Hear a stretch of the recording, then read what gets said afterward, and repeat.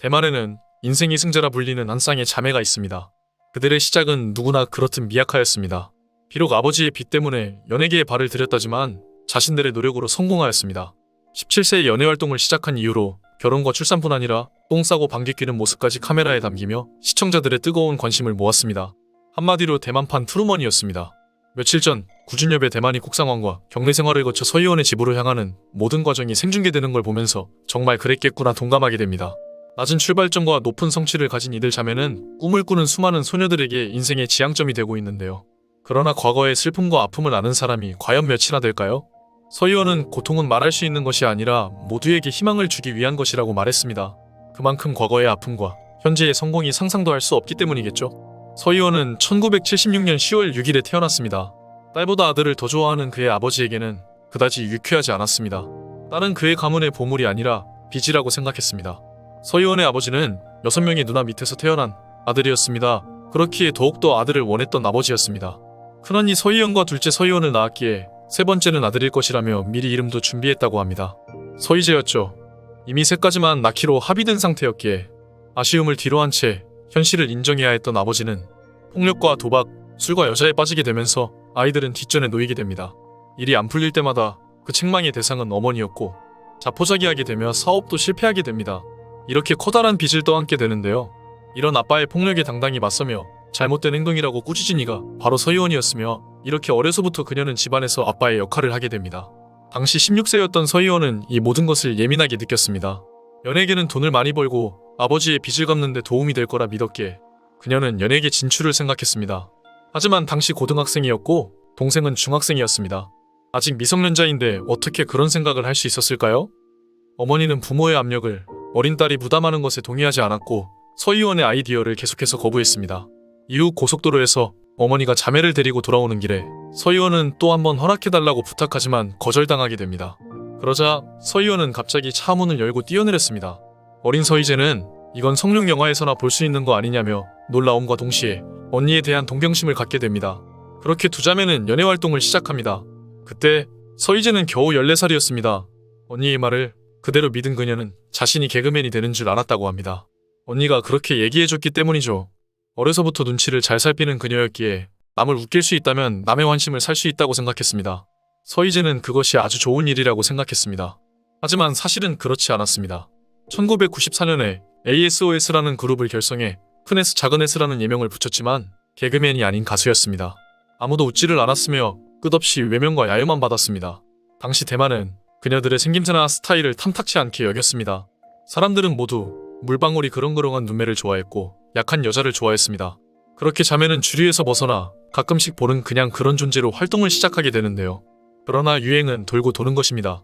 요조숙녀에 대한 시청자들의 식상함은 두 자매에게 관심으로 다가서며 그 당시 유행에 대항하는 시청자들의 첫 번째 선택지가 되었습니다. 그들은 방송에서 거리낌 없이 리얼하고 발랄한 이웃집 애들처럼 진행을 하게 되는데요. 똘망똘망한 눈의 그녀들은 커 보이지는 않지만 거리감이 없어 방송에서 온갖 부끄러운 일들도 마다하지 않고 보여줬습니다. 개똥 얘기라든지 누가 마작을 하다가 돈을 잃었다라든지 방귀를 참는 비법 등을 솔직하게 공유했습니다. 이렇게 그녀들은 대만 시청자들의 고정된 생각들을 무너뜨렸습니다. 원래 단아하고 정숙해야만 여자의 아름다움을 보여주는 것이 아니라는 것을 증명해냈습니다. 그렇게 시청자들을 열광하게 만드는 작품을 만나게 되는데요. 1998년에 SOS가 진행을 맡게 된 오락백분백이었습니다. 1993년부터 방영되었던 이 프로그램에서 그녀들은 서로 재롱을 부리며 웃음보를 터뜨렸습니다. 이 당시 대만에서 가장 뜨거웠던 클론을 게스트로 초대하며 구준엽 부부의 스토리가 채워지게 되었죠. 이렇게 오락백분백은 대박을 터뜨립니다. 많은 행인들이 그들을 알아보고 사인을 받으려고 쫓아다니며 그들의 드레스를 흉내내고 그들과 비슷한 얼굴을 하고 그들과 유사한 드립을 하는 것을 발견하게 됩니다. 연예계 데뷔 후 6년이 지나서야 빛을 보게 된 것이죠. 아버지의 빚도 모두 갚게 됩니다. 이제 막 일상으로 돌아온 것 같지만 서희원은 변신을 결심합니다. 예능에서는 동생과 함께 성장하기 위해 최선을 다했지만 사실 자신보다 동생이 예능에 더 적합하다는 것을 분명히 알고 있었습니다. 성숙한 동생은 완전히 독립할 수 있고 심지어 자신보다 더 잘할 수도 있었던 거죠. 이를 인지한 언니는 배우가 되기 위한 계획을 세웠습니다. 그러다가 중화권 최고의 제작자 겸 프로듀서인 차이즈핑이 눈에 띄게 되는데요. 2004년 꽃보다 남자 유연조 대만판 유성화원에서 여주인공 산차이 역할에 출연하며 그녀는 배우로서의 대성공을 거두게 됩니다.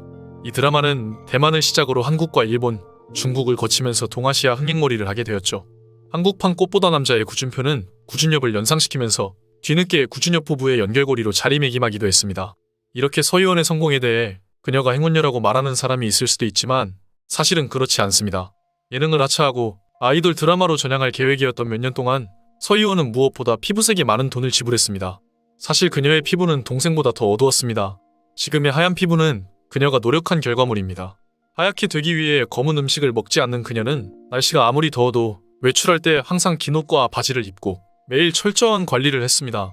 살을 빼기 위해 그녀는 24시간 코르셋을 입거나 이미 충분히 줄인 다이어트 식단을 반으로 더 줄였고 하루 종일 먹는 양은 일반인이 한 끼를 먹기에도 부족한 양이었습니다. 42kg의 체중을 유지하기 위해 한 달 동안 하루에 바나나 한 개만 먹었습니다. 이렇게 그녀는 후천적인 미인으로 변신했던 것입니다. 지금도 그녀의 피부는 계속해서 하얗게 변해가고 있다고 합니다. 이러한 그녀의 뷰티 경험을 책으로 펴낸 것이 미용대왕인데요. 이것도 대박이 터졌습니다. 2004년에 첫 번째 미용서적인 미용대왕이 출간됩니다. 2주 만에 10만 부나 판매되었습니다. 그리고 두 번째 미용서적인 미용대왕2를 통해 자신의 뷰티 경험을 독자들에게 계속 소개하고 있습니다. 이렇게 해서 그녀는 중국 대륙 진출에 성공하였습니다. 아이돌의 여왕이자 여성 스타로 자리매김했습니다. 언니의 영향 때문인지 서희재도 자신의 인생에서 가장 중요한 순간을 맞이하는데요. 2004년에 파트너인 최강현과 강희가 왔다를 진행하게 되는데 이것이 그녀를 최고의 예능인으로 만들어줍니다. 강희는 두 MC의 가운데 이름을 따서 지은 것이라고 합니다. 이렇게 두 자매는 그들의 시대를 열었습니다. 언니는 여성 연예인 최초로 묘조숙녀라는 여성에 대한 정의를 뒤집는 데 성공하였고요. 동생은 여성 개그맨의 시대를 열면서 여성 연예인 최초로 스크린에서 개그맨 캐릭터로 큰 인기를 끌었습니다. 이렇게 그들은 시청자들을 놀라게 하며 그들의 귀를 즐겁게 했습니다. 중간중간 여우주연상 후보라든지 수상 이력은 생략하였습니다. 이렇게 둘의 관계가 끈끈하게 이어져 온 만큼 구준엽에 대한 처제의 사랑은 남달랐을 것으로 보여집니다. 아버지를 대신해서 든든한 보호막이 되어준 언니 서희원과 그리고 이를 당연시하며 언제나 언니의 지원군이 되어준 동생 서희재. 피로 맺어진 둘의 인연을 누가 갈라놓을 수 있을까요? 이상 두 자매의 살아온 과정을 간략하게 알아보았습니다. 언제나 행복하시길 바랍니다. 시청해주셔서 감사합니다.